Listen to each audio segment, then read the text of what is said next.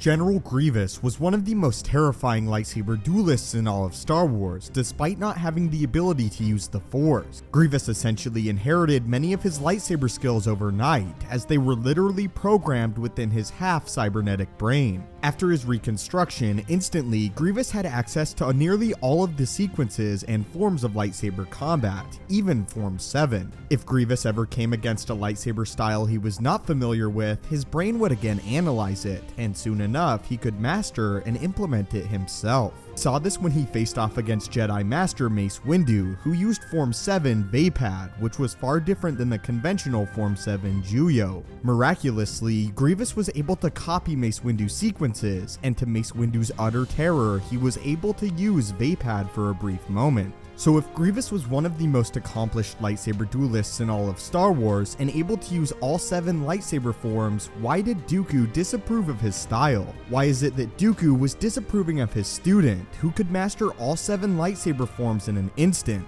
We will break it down in this video. When Dooku first began the training of General Grievous, he was awestruck by the raw potential that the general had. It was true that he did not have the Force, but his cybernetic enhancements allowed him to move as fast, if not faster, than any Jedi or Force user. It was also true that Grievous could move seamlessly between lightsaber forms, using the style of Form 1 and then instantly switch to that of Form 6. Over more training though, Dooku realized a fatal flaw in General Grievous's style. General Grievous was a monster, and a monster that lacked all knowledge of the greater battle at hand during lightsaber duels. Grievous's lightsaber form would be to strike fast and hard as possible, and he lacked all finesse. Finesse being an area that Dooku truly excelled in. Dooku attacked surgically, and he knew when to attack, while Grievous on the other hand smashed through his opponents. If Dooku was a scalpel, General Grievous was a bat.